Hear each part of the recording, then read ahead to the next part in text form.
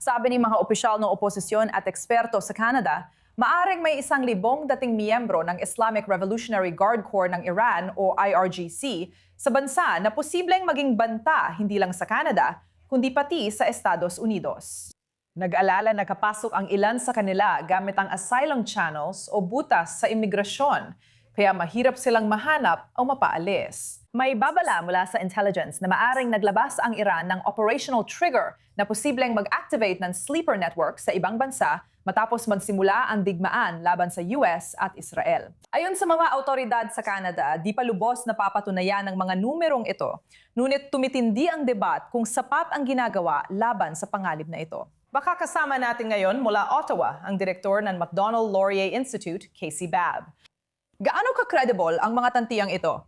Ano ang totoong alam natin ukol sa mga individual na konektado sa IRGC sa Canada? Una sa lahat, salamat sa pag-imbita sa akin.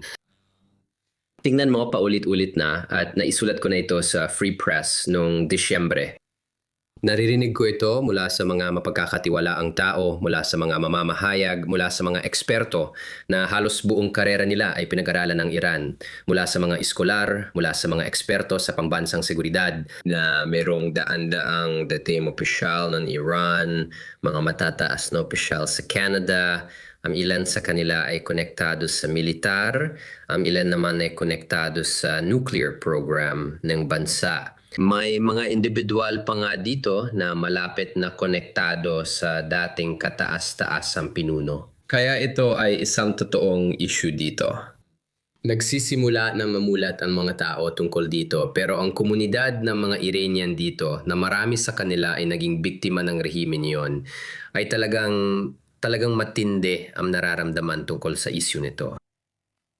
Kapag pinag-uusapan ng mga opisyal ang tungkol sa mga sleeper agent na ito, ano ba talaga ang ibig sabihin nito sa practical na aspeto? Kapag pinag-uusapan ang Iranian diaspora sa Canada, ano ang kinababahala nila tungkol sa posibilidad ng pag-activate ng mga network na ito? Pagdating sa usapin ng mga sleeper agent o sleeper network, medyo hindi pa malinaw yan sa ngayon. Nakakita na tayo ng maraming insidente dito sa Canada tulad ng pamamaril sa mga sinagoga, pamamaril sa US Consulate sa Toronto at mga individual na naging target dahil nagsalita sila, mga disidenteng tumutulig sa rehimen. Kaya yun, ngayon kung masasabi bang mga sleeper cell o sleeper agent ang mga yon, mahirap talagang sabihin. Pero ang alam natin at mismong ahensya ng seguridad at intelihensya ng Canada, ang pangunahing ahensya ng espiya natin, ang CSIS, ay lumabas na sa publiko at nagsabing na pigilan nila ang mga posibleng nakamamatay na pag-atake mula sa Iran laban sa mga individual dito sa Canada. Kinailangan nilang ilipat ang resources at baguhin ang direksyon para mapigilan ang mga banta. Kaya seryoso talaga ang isyong ito. Nalalagay sa panganib ang buhay ng mga tao at gaya ng nabanggit mo, natatakot ang diaspora. Naiinis sila at ayaw nilang katabi ang mga taong ito. Pero sa tingin ko, sa pinakaugat, marami sa mga nakausap ko, mga mabubuting tao na pumunta sa Canada para gawing mas maganda ang bansang ito at bumuo ng mas magandang buhay para sa kanilang sarili at pamilya. Natatakot sila. Pag-usuan natin kung nababahala ba ang karamihan sa Canadians sa mga ulat na ito o hindi naman ito malaking issue para sa kanila.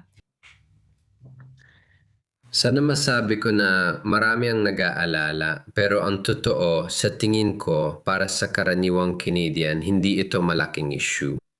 At sa pinakaugat, tingin ko bahagi ito ng mas malawak na isyung panlipunan na nangyayari dito sa bansa.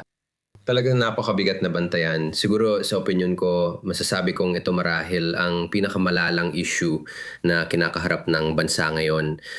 At ang punto ay sa loob ng mga dekada at lalo na nitong mga nakaraang taon, tinuruan tayo na hindi lang lakas natin ang pagkakaiba-iba, kundi racist din daw kung kukwestiyonin mo ang kahit anong antas ng pagkakaiba-iba. Maliban na lang syempre kung ito ay tungkol sa mga Hudyo o Israeli na pagkakaiba-iba. Tinuruan tayong huwag kwestiyonin ang pagkakaiba-iba dahil baka matawag tayong racist o matatakan ng iba kahit nakakasira ito sa pagkakaisa, demokratikong halaga at pambansang seguridad. Para sa akin, kung gusto nating mapigilan ang pagdurugo, at lampas pa ito sa usapin ng pagpasok ng mga opisyal ng Iran sa Canada.